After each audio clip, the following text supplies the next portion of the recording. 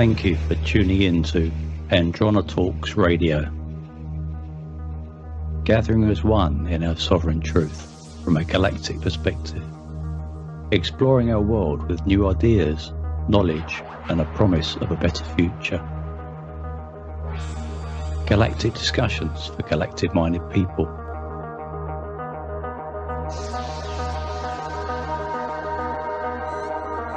Andronetalks.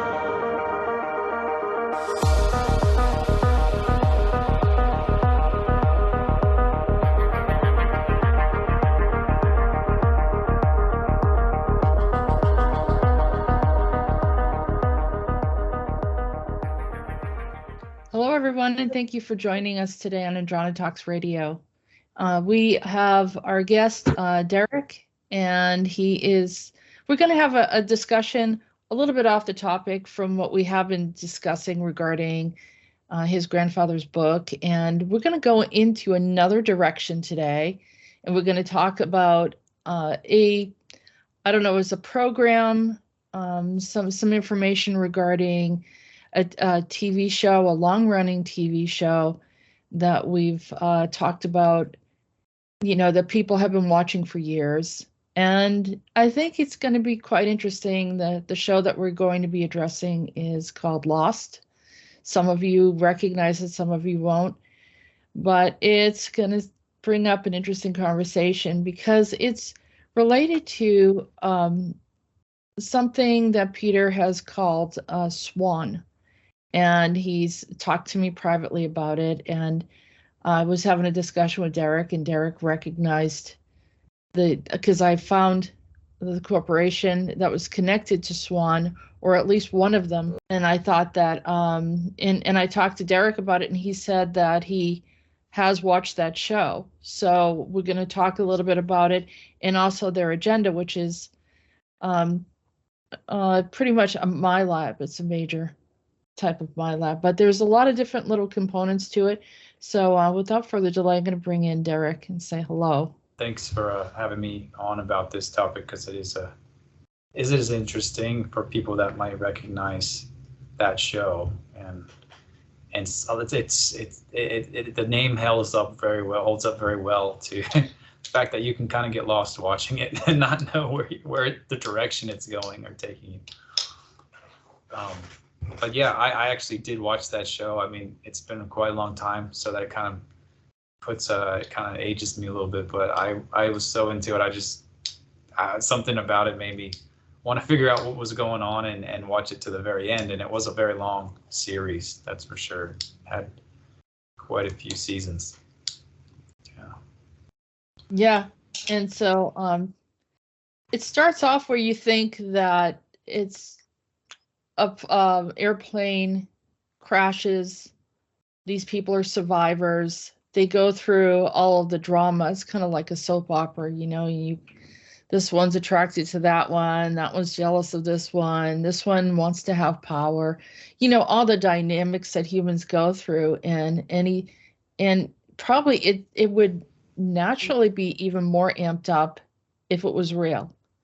So people probably having being hysterical, not knowing how to survive, being in an environment they're not comfortable with. So, at first you think, well, this is a plane crash and people are trying to survive. But then you discover that there was a whole corporation that literally directed them there and then locked them in. Right? Mm-hmm. Right. Exactly. Which is the part that's unnerving. Yeah. This whole, and it's called the Dharma Initiative, is basically what you're referring to. What I remember is it was like they land there, it's in our modern time, but they land there and they find some old labs, old stations that are based on the island. And, it's all basically been just abandoned. It's been left there for years. And I think they found this video, which is like the orientation video for one of the stations, and it's like from the 70s or 80s. So it was there quite a long time ago, and then just like it was left suddenly, or something happened, or yeah, it was just kind of left to let all the vegetation and everything take over those areas. So that was interesting, and it was like a guy in a lab coat kind of explaining, this is the Dharma Initiative, and yeah, it was this Asian guy, and but of course spoke very well English, and more like a scientist explaining what the program was. But that was such a long time ago. I'm not going to get into any more of those details. But the whole show in itself, they had a lot of actors like you're pulling up, pretty decent people, and some that went on to be quite famous now. But yeah, it was a good dynamic of all the characters involved in that, and yeah, it was interesting to see where they took the show. And towards the end, I don't know if it's a spoiler alert at this point in time for anybody, but it still maybe wasn't so clear in the ending what happened. But to me, I almost felt like, in one way you could take the whole season was as if they all died. You know, maybe they all died and they were just in some purgatory state or something, you know, that they were all experiencing. But on another level, I guess at one point, Jessica, didn't they go back to their reality in the real world, and there was some kind of transition back and forth between them having memories of the island and being together, but then they were back in their reality and didn't really know each other in that timeline or reality, right? So something like that happened. Well, what they did was they were playing with time. So every time that they would try to leave, they couldn't leave. And like you said, they discovered all of these different stations. And each time they discovered a station, it was like opening up more information. And, you know, at first, like you said, that video of that man that's over the Dharma Initiative, the video is like in part, you know, like there's pieces of it missing. So then their quest is to find the other part of it. It's like a survival type of game. It's like trying to think of like some of these other shows that they've had, like the Hunger Games, or like the Squid Game or something, where there's this mental challenge. I think like back rooms or something, where you're trying to figure your way out. And so they are literally testing people. There was another movie that just came out where they test people and they put them in a room and they have to be there for like a month. And so it's a cycle. These super elite, very, very wealthy people who are using humans as lab rats. And so they put them in there to see if they can hold up. So the Immaculate Room, I'm just going to share that really quick. And that is, it's a really weird thing, but it's the same concept. And you're seeing this over and over again. And why are people, people are fascinated to see that this is what they're doing, is they're experimenting on humans. And so we're just going to do a quick shared screen. And here it is. It's called the Immaculate Room. And this couple goes in there for a white room for 50 days. And they have no phones, no family. They think it's going to be an easy $5 million, but they psychologically break down. And, I could be a spoiler and tell you what happens, but, people can watch the show. Essentially, it doesn't work out the way they planned. And you know why? Because of the whole thing of the psychological torture. Well, getting back to the Dharma Initiative, they have these various different, I think originally they had all of these different areas set up, and they had a plan, a bunch of scientists. At some point, they even have like a place for animals. I think they're experimenting on animals, like the island of Dr. Moreau. I don't know exactly what they're trying to do, but then these monsters show up, right? So now you have like these like crazy looking monsters. And then because also they're playing with time-space reality, right? They're messing around people. Some of the early people, well, one of the early guys ends up getting killed, but he's still there and he shows up as an apparition, but an Yeah. apparition that can actually hurt someone, right? Right. It's not just like you can walk through it, but that thing can literally throw you, which reminded me of the Wall Rider Okay. from yeah, from that other video game with Murkoff Yep. and the crazy experiments. And I don't think that it's an accident that they're all somewhat entangled, but you're seeing a theme that is existing and is coming up in various perspectives or types of storylines, but it essentially has a similar theme of human entrapment. And everyone's like, well, if we go off into space, we're going to be in a prison and this. No, they're doing it right here. They're doing it right here. You don't have to say, I don't want to be in the space program because that's going to happen to me. Probably in the space program, you have more power than being vulnerable here and getting pulled in to some of these things. And for years, they have had articles or like in the classified ads for people to volunteer, people that are a little bit struggling financially, volunteer for an experimental drug or experimental something to be tested for a trial.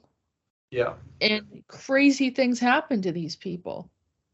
And Yeah. that's I'm sure that happens a lot. It could just be like, hey, you're just going to come in and do this trial and we're going to have to observe you for so many days. But maybe when they get in there, it doesn't say, oh, we're going to take you to some undisclosed location and then who knows what happens.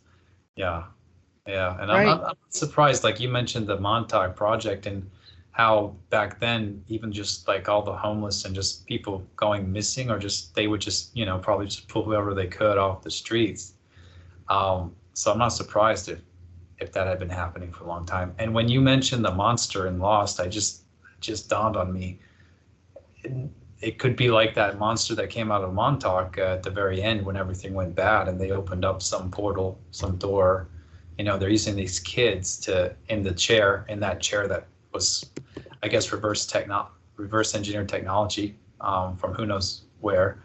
And they would use these kids to get them to kind of, I guess, manipulate time and space and go in and out and find these portals to go through. And then towards the end of that project, apparently, the whole the story or the myth behind it is that some monster came out of that, and that's when they had to shut it down because it was like they unlocked their nightmares or darkest things became manifest or whatever happened. I don't know.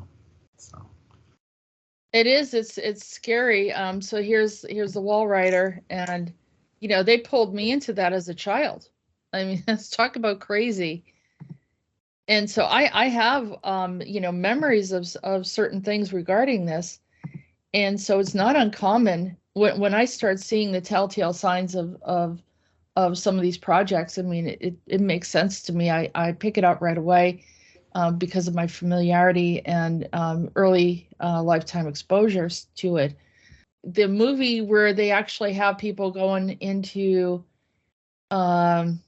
like a room and then they don't tell them what it's all about and then they have to figure out their way and it's a survival and it's like Saw. Saw was one of those. The horror movie. The horror movie. Yeah. If you about that. There's a bunch of them, right? When you start thinking about it, there's a lot more than people realize. Yeah, the escape room, like they kind of made a movie. The Labyrinth, that whole Labyrinth series. Yeah. And you see, it starts off with this symbol, right? Which is essentially the I Ching symbol, right? And Dharma, which is a Hindu term, a Buddhist term, a Jainist term, a Sikhist term. And, it's pretty much about your spirituality and your life journey here. And the first thing they talk about is the Swan Station. So the Dharma Initiative and Origins first explored the episode orientation by an orientation film, which is what you brought up, Derek, and then the Swan Station, right? Yep. is the first one that they get involved with. I don't know if Lafleur, I'm trying to remember what the name of the guy is, but they have this like weird map, and it shows a bunch of the different stations, and obviously that's the Swan station. Yeah, so And each station has its own like symbol to it, right? Those symbols keep on popping up, and you start thinking about the symbology. And these are like, very, very intelligent people, if they're people, and they're bored. And so they're, trying to bring up something. So it looks like it has a facade about it that it looks legitimate. It looks like it has consciousness. It has something good about it. But there's a lot of activity that is going on in the process. So you start looking at the food, and now this is where I started. Peter mentioned Swan, and I've been looking at Swan. I actually drew a picture of Swan. And when I looked at this, I was like, this is what the logo looks like. This is it right here. Yeah, it was almost exactly the same thing. Yeah, and I had never watched this show. I just recently watched it, probably about a few months back. And so you had watched it when it came out. Is that correct? Or yeah, almost the same time, within the same couple of years. I still have it on DVD. That's one of the last few like things I bought on the DVD. It's fun. Yeah. And there's a reason for it, I'm sure, because of the connection to something, right? So It says here, this event required the entire Swan Station area to be sealed off, sealed with a large amount of concrete, like Chernobyl. Like here they're doing these experiments on this island. Somehow, almost like a magnet, they pull in this plane that crashes. Mm-hmm. And then it becomes like you see the interchangeable reaction to all these different people that are not accidentally there, which will, talks about the looking glass, that these people were watched. They were watched, right, through this looking glass.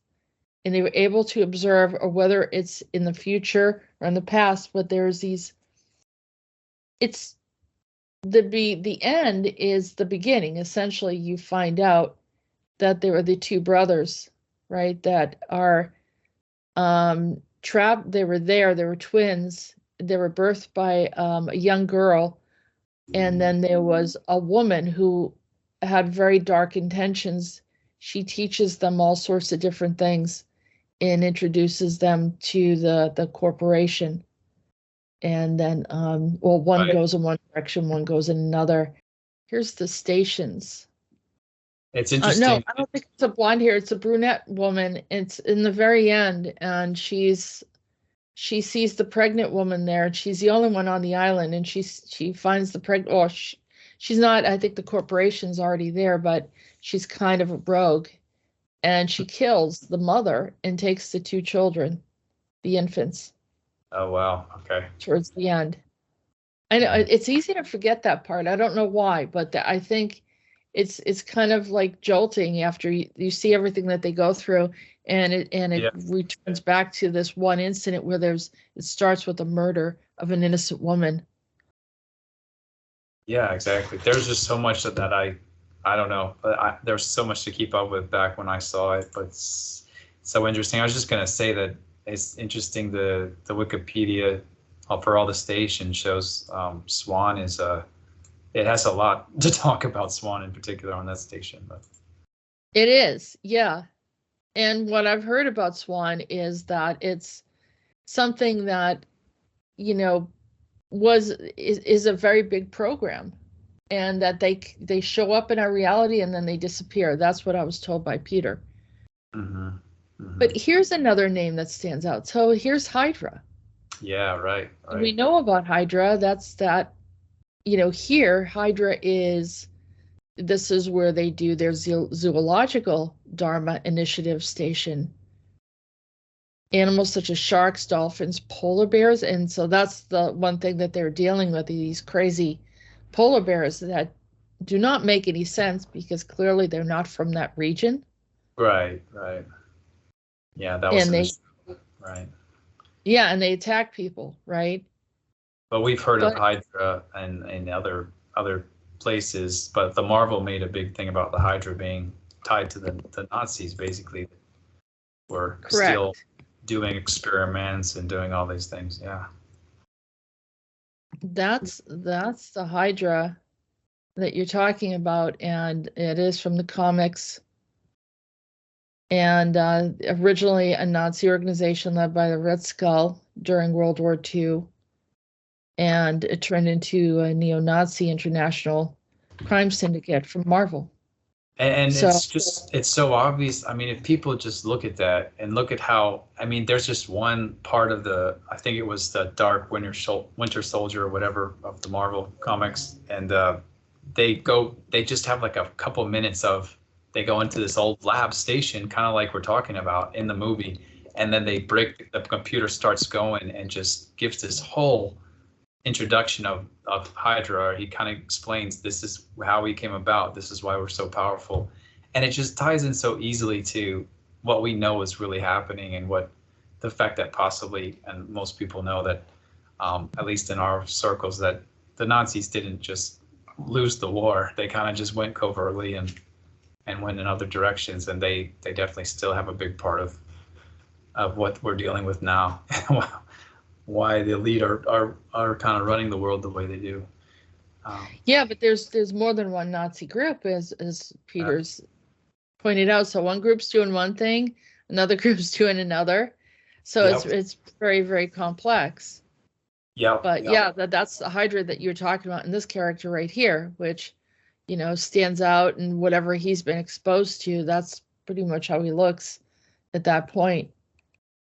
I don't know if there's any more on that, but yeah, it just makes it, enlarges it. Yeah, I think there's a whole lot of disclosure in that movie for sure. Yeah, so that's Hydra. So that's one of 6 stations is Hydra. Yeah, the very first one. So that just kind of just tells you, look, like, take a look at the name. and yeah. Now here we have Arrow, right? This is another name. Let's see, it was once the Dharma Initiative's research stations, referred to as a Swan orientation film. And the station was largely empty except for several boxes containing a glass eye and copies of a Bible. And there's also a symbol noted of a blast door map. Swan Station quarantine was written on the inside of the door. The station still has power and light, operated by some kind of switch box.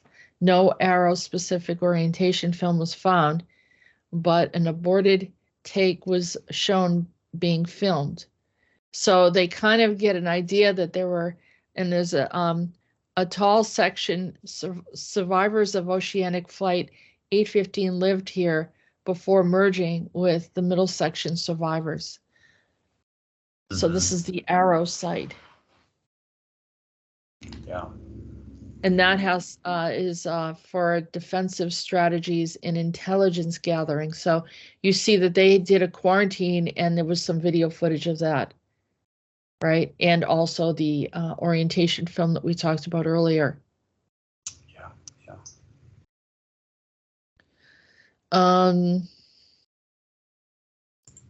Yeah, that's just, I guess, did you mention, we haven't mentioned the Malaysia flight yet, or have we? No, we haven't. We haven't, because we did discuss that there was a parallel to the Malaysia flight, Malaysia Airlines Flight 370, and that this very possibly, very likely could have happened. Right. So, and I just always think of, like, they have to kind of tell you what's going to happen before they do it. I mean, this may or may not be the similar case, but I feel like that show Lost was really giving a lot of disclosure in its own, soft disclosure in its own way, but it just seems so interesting that this Malaysia flight happened, within 10 years of the show, and just all the weird things about that flight that going missing, and then there's supposedly maybe ties to Diego Garcia, and I don't know if people heard that. We were kind of briefly talking about that, and apparently maybe there was a phone call that came from one of the passengers or somebody that was on that flight, and that signal came from Diego Garcia. So, and, the Lost series came out in 2004. The Malaysia flight is a 214. Yeah, 2014. Yeah. 2014, so it came out afterwards. And then we were discussing that there was possibly something that happened regarding a person, I think, that someone tried to actually make a phone call, and that it went to, here's the theories about Diego Garcia. Right here. Oh, yeah. So conspiracy theorists have suggested that the MH370 was either captured by the United States and then flown to the United States military base on the atoll of Diego Garcia in the British Indian Ocean Territory, or that the plane landed on the base directly after being instructed to travel there. The latter theory was raised at the White House daily briefing on the 18th of March, whereupon Press Secretary Jay Carney responded, "I'll rule that one out." Underpinning the Diego Garcia theory were several elements, and one which the co-pilot's mobile phone contact and the plane westward turn, both of which were consistent with the flight path toward the island. So they were trying to verify this. Of course, they have the fact checkers that come in, and this is the information that was coming in from people, and that literally they were questioned at the White House about it and what actually happened to these people, and which, does sound very suspicious. Yeah. Yeah. And So many. Oh, go ahead. Yeah, no, I was just saying, so many theories that came up, just so much the mystery behind it. But there's a lot of interesting insiders and disclosure about Diego Garcia, and how if you look at anything related to, say, even the secret space program or just really black ops projects, a lot of stuff goes in and out of Diego Garcia, apparently. As according to some, whistleblower insider testimony. Yeah. So look at this one. The theory that MH370 may have been consumed by a black hole received considerable attention when Don Lemon asked on CNN whether it was preposterous that it could have happened. Lemon was criticized for this by the former U.S. Department of Transportation Inspector General Mary Chavo, who, while appearing on CNN, said a black hole would suck in our entire universe, so we know it's not that. So it's like people are trying to say, well, they just vanished or whatever. But I mean, look at the Bermuda Triangle. There's so many stories, so much going on there, right, regarding missing planes and ships and so forth for many years. Yeah.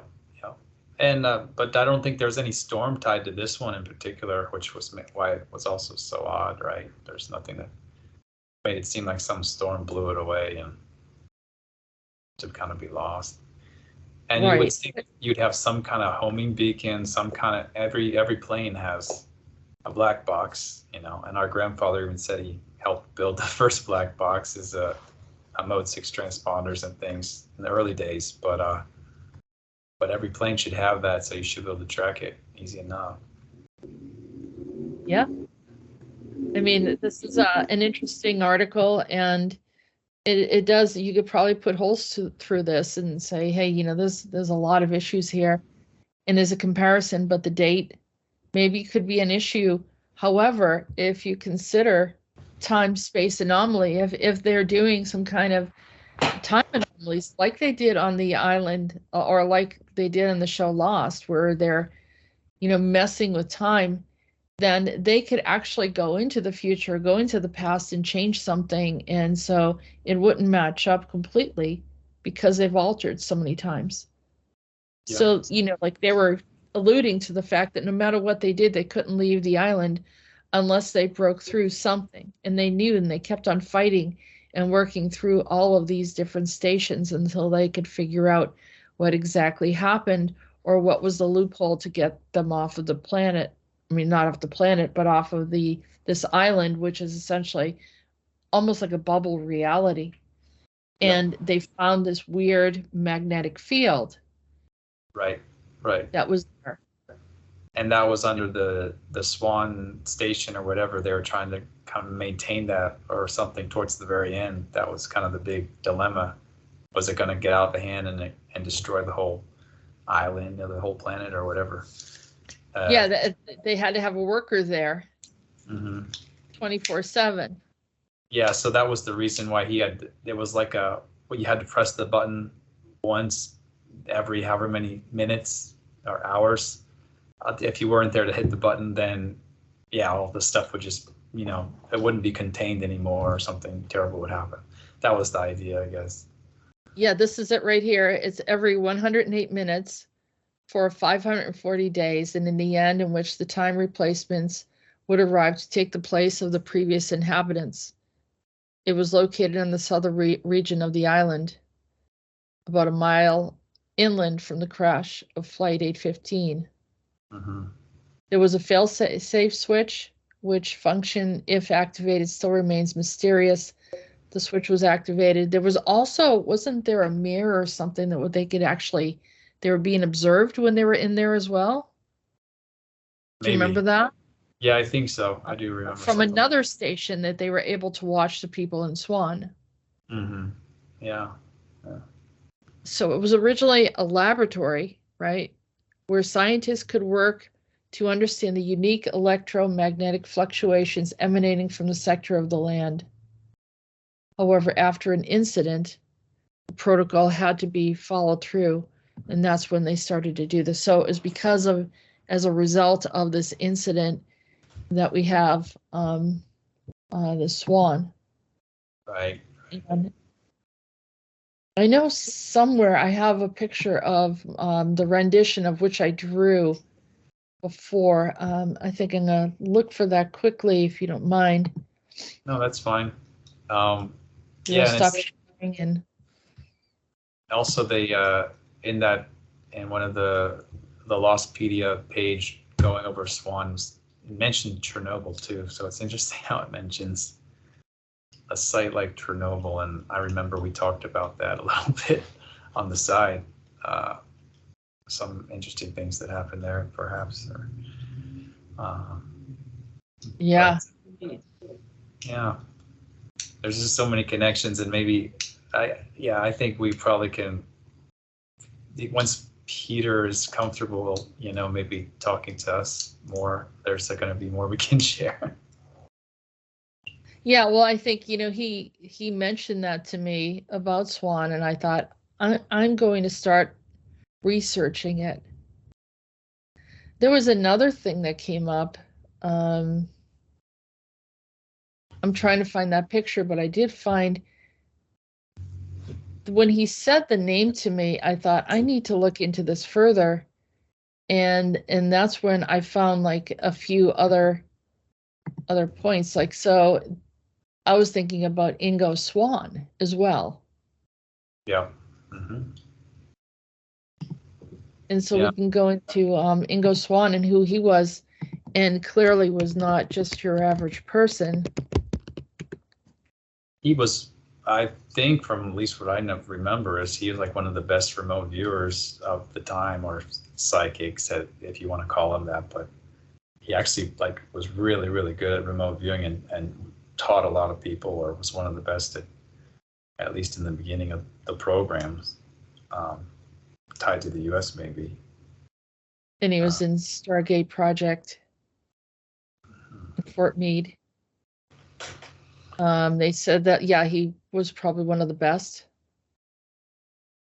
in the ability he was able to do. Yeah, So that's I- a Stargate project. he was one of the few or first, I think, ever try to remote view off planet and get some interesting information that way. Right.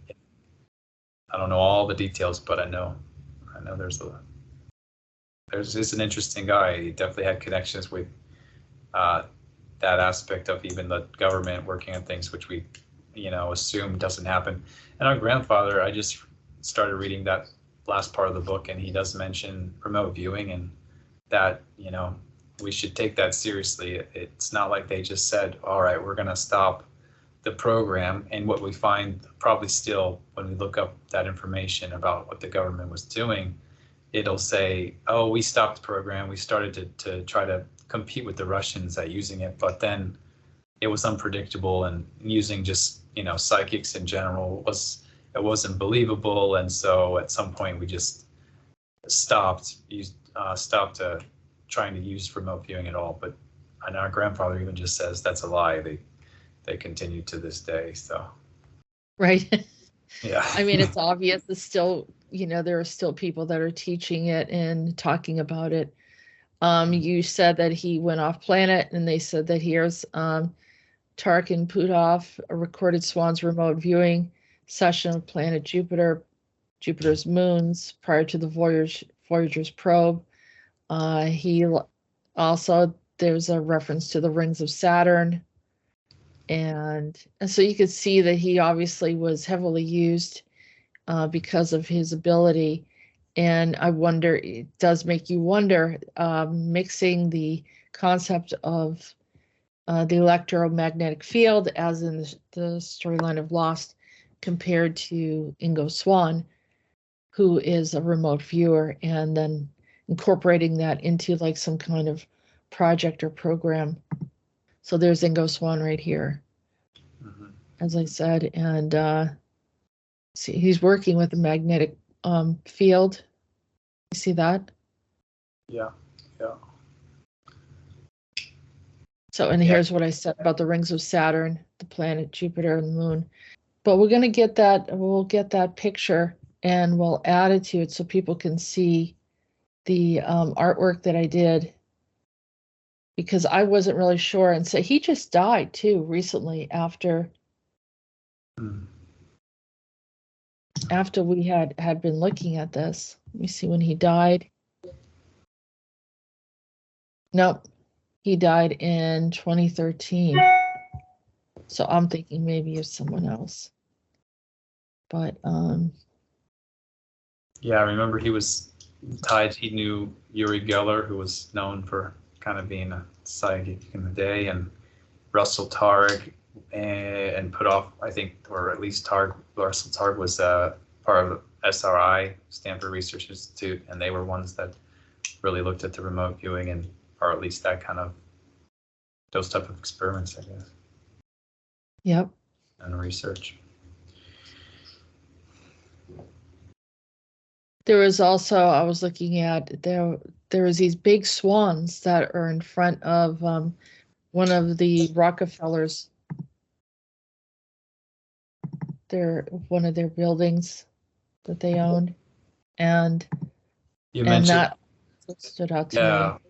Yeah, that's right. I think you mentioned too, like what's the jewelry that has that sort of logo that looks similar? Swarovski is. Yeah, Swarovski. Yeah, Swarovski jewelry. So that was another one too. So it is a symbology that's used. And people of that people have wealth and kind of the elite groups used it a lot, I guess. It seems. Yeah, it kind of brought me down this little rabbit hole where I started looking at everything. And so there's the crystals that they use, but I think they actually use it as an iconic swan. It's a part of their logo imagery. So here's an interesting article about, was it Operation Bluebeam, Rockefeller UFO propaganda, America's Nazi-led secret space program. I mean, I don't, here again, can I it looks like some of the information that we would already know. It also links, the CIA connection to Jack Parsons, the Jet Propulsion Labs, and L. Ron Hubbard. Dovetails with the Rockefeller UFO propaganda programs. And I'm sure that the Rockefellers have been involved with the secret space program as well as the Rothschilds. So I think that was the reason why I brought it up. But I know that there's articles, and of course there are those that are debunking it because, they don't want that information necessarily out there. But having the swans at their building, I just thought that was an interesting coincidence, and could have more meaning than we realize. Sure. And that article you just pulled up had something about DARPA in it, and I guess we're talking about the Dharma Initiative, but that kind of looks like it's a pretty close connection to DARPA if they were trying to give any kind of reference to anything. You kind of think that or throw it out there. Yeah, so. They cover a lot of things. I mean, they talk about Orson Welles, the War of the Worlds, which was to get people, how would people react if they thought we were being invaded? That had to have been an experiment. They introduced soft disclosure through Star Trek and Star Wars, and we know that by now because of a lot of the different things that happened. We know Werner von Braun was involved with the scientists, and also Roswell. There's a lot of discussions about this that, they just want to keep, it's like they want people to know about it. Whatever they want to accomplish happens. And then from there, here we are. Then they try to tell us that, what we're seeing is not legitimate. So it's kind of a game that goes back and forth. And so you have to use your senses to try to figure out, what is true, what isn't true. And for the most part, I think that they are exposing what they're doing. And then they think, all right, people are getting too much into what we're doing, so we have to change the storyline or discredit it. Of course, it goes back to Project Blue Book, and that's what our grandfather was actually officially a part of in the military. Of course, I don't have any document that says other than him saying that he was part of that, but within the military's capacity, that was the whole idea. And we're back to another Project Blue Book scenario right now with the government and Congress trying to get as much information out as possible. But back then, again, it was basically trying to, at the end of the day, debunk most of the sightings and say, it was actually this instead of this. But it was the government in its official capacity coming out and doing that. And I think we haven't really gotten much farther at this point today than where we were back then, and we're kind of doing it all over again.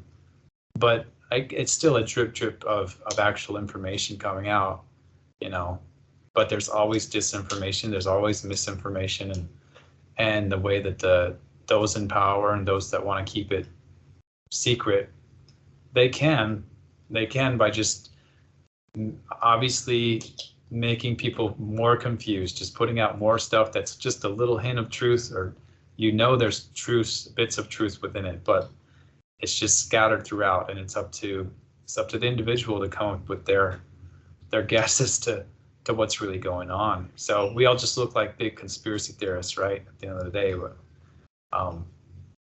there are a lot of good researchers and investigators that have connected the dots pretty well.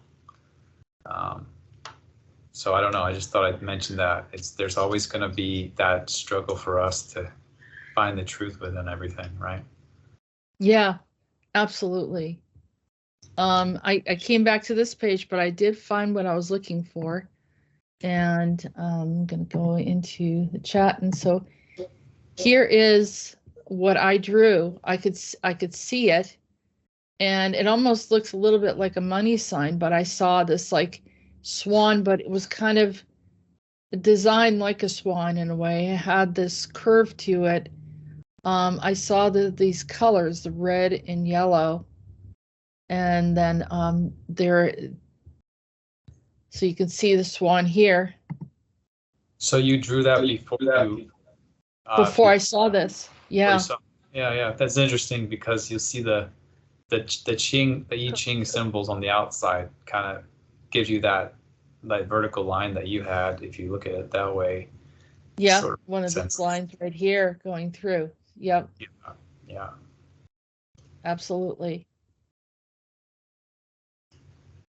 So, look, we're going to continue going through this, and so they have this other station called the Flame, because I think they're all related to it, and it is possible function is for communications. It was a place where they had a blast door map, and they had outside they had a paddock for cows. There was a computer room. There was a rug. There was a door in the lower hatch. And they also had some self-destruct feature consisting of C4 explosive wired through the lower level. And lock enter the code of 77 in the Flames computer. Yeah. So is there anything you want to say about the Flame station? No, but now it's all coming back. I do remember that. I do remember that episode in a way. Yeah. And they used those explosives, and it caused a few lives in the process. Here is the Pearl. I remember the Pearl as well. They have here again the orientation video that shows up. It's almost like it guides them, right? Or it gives them just enough information. And what is it? Remote viewing, which brings us back to Ingo Swan. Right. To monitor the Swan station and others through remote viewing, yeah. Yeah. It's pretty interesting how they had all of these programs, and everything sort of fits together. Well, it's really interesting. Yeah, sorry, just like how detailed they go into the backstory, right? Like you don't get all this information in each episode. You just barely get a glimpse of what really it is, and maybe these symbols pop up in a couple of conversations. But to have this whole backstory, like whoever made this, why would they go into all that detail unless they wanted somebody to be able to find it and then, just kind of, discover on their own, right? Like what this is. So anyway, sorry. And here's another thing too. The station consisted of the corridor with an octagonal tunnel leading down by a ladder to the outside on one of the large octagonal rooms. So it's emphasizing the I Ching shape right here.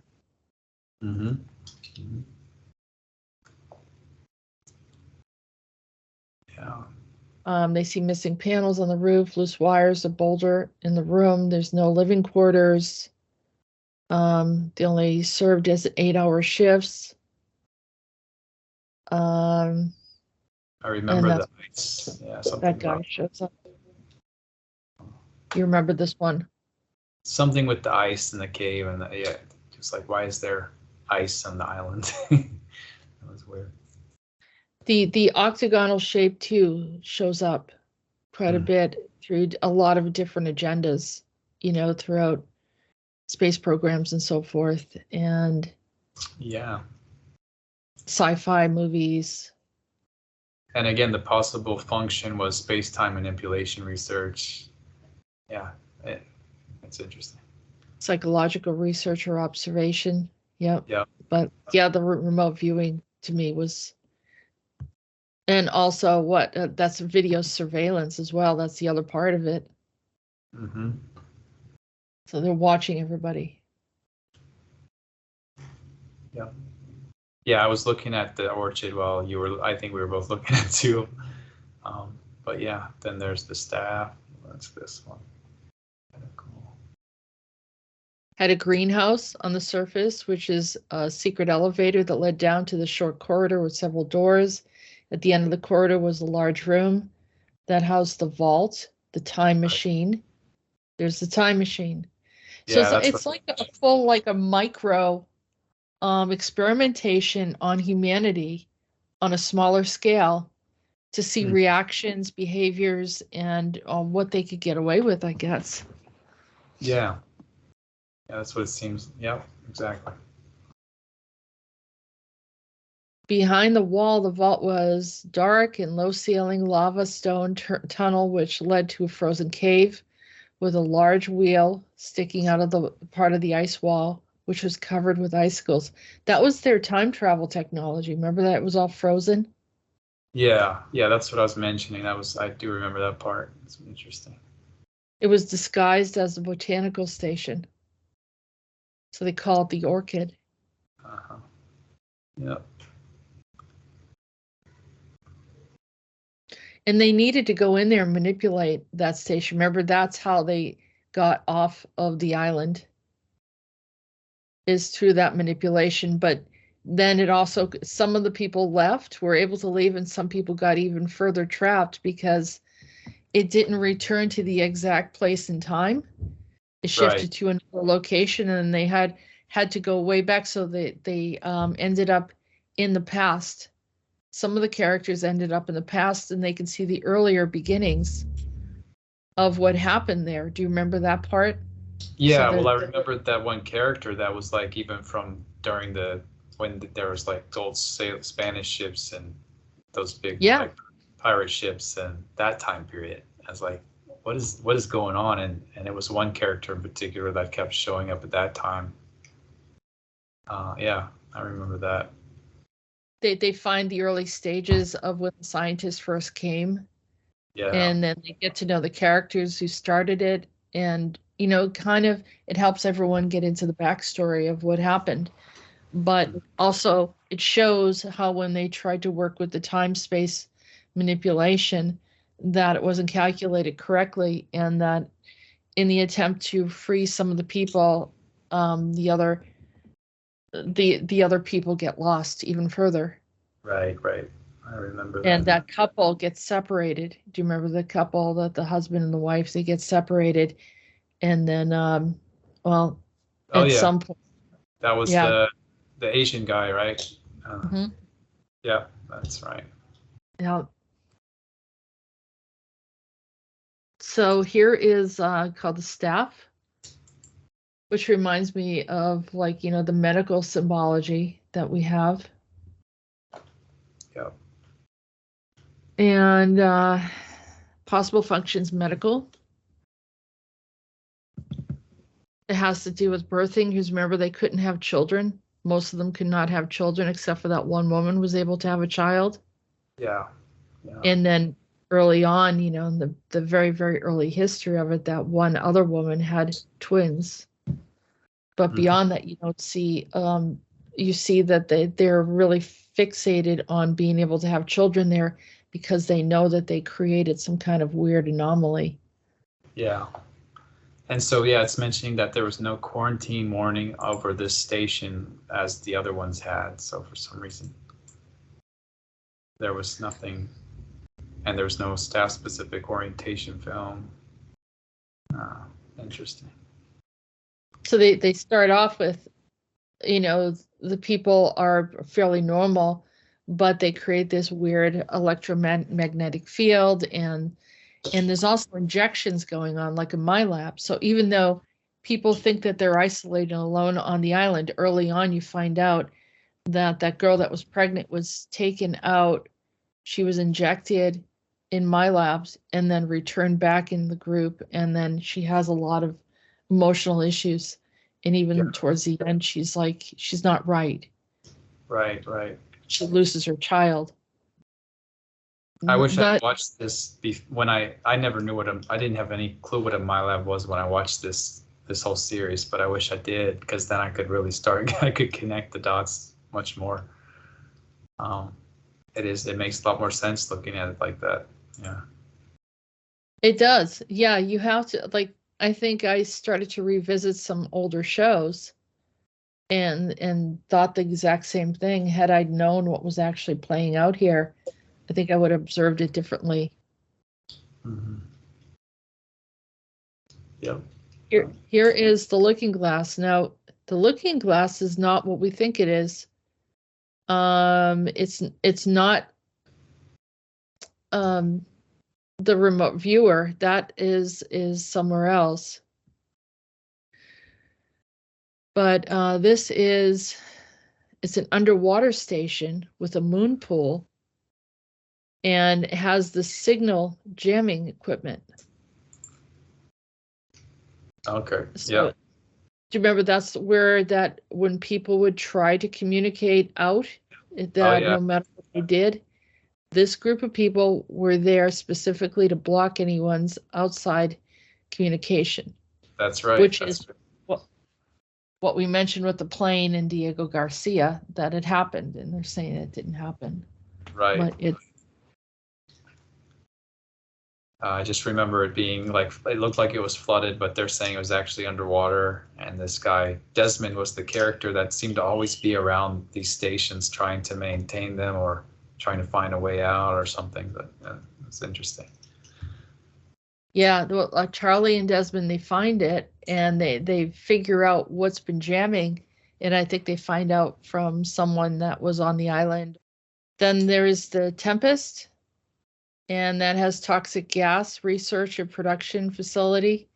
Charlotte informed Juliet that she and Daniel were there to disable the station for fear that Ben might try to use it again. Charlotte may have been alluding to the fact that Ben had used the station to initiate the purge that killed all of the Dharma Initiative members, and that he would do the same to everyone currently on the island.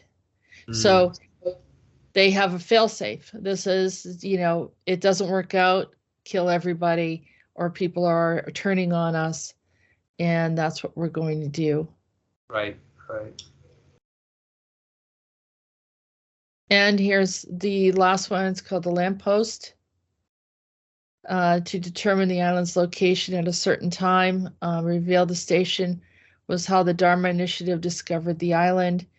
It was the first station built by the initiative, according to the Lost Encyclopedia, to determine the island's location at a certain time, I guess. So there was that, I don't know what it's called, but they didn't call it the looking glass. So this is from Lost. It's a lighthouse is an ancient stone structure, tower, unknown origin in the island. Despite its great age, it appeared to be in excellent condition and good working. The orientation of mirrors is controlled by a system of gears and pulleys. Strangely, the mirrors are capable of reflecting locations off island and outside world. The lighthouse is one of 2 locations there where a list of Jacob's candidates can be found. So they literally can go on there and they have this, which would look like a looking glass to me, is they can actually observe people real time or in a certain time period, and they have these dials that you can, go to, and they have all the names of how to locate each person. Right.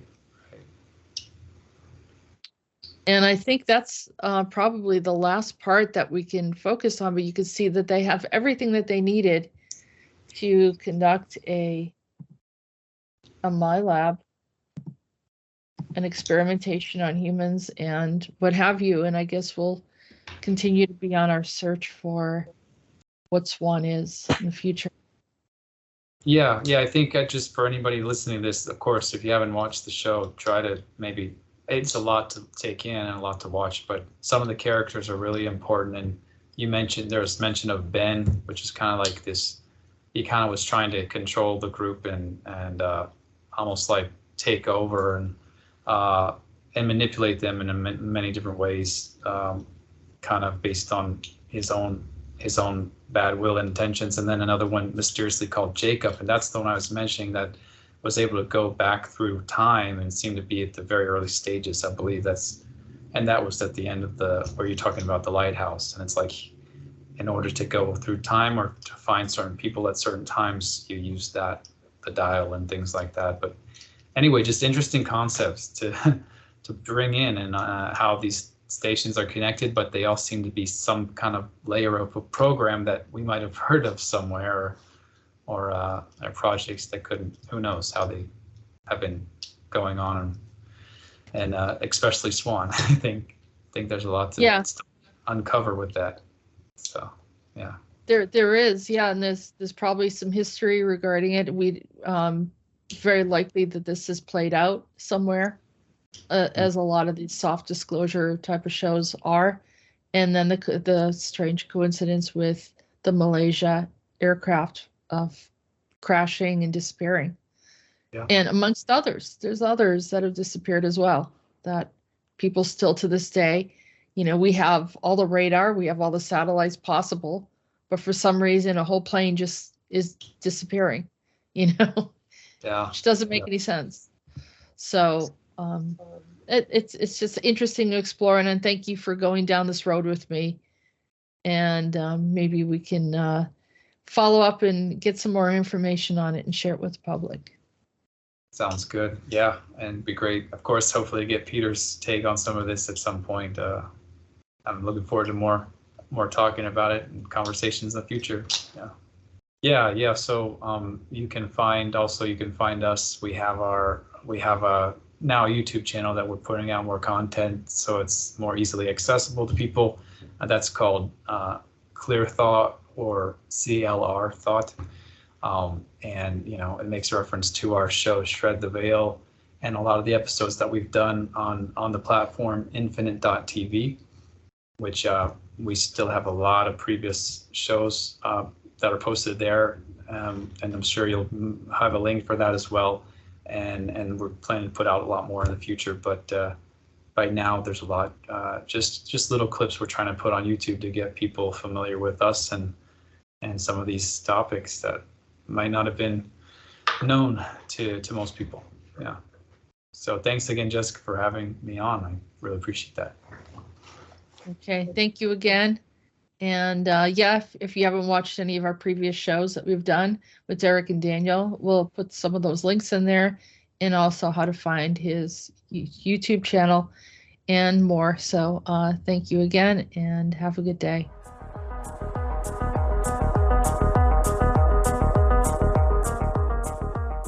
You have been listening to Andronetalks Radio.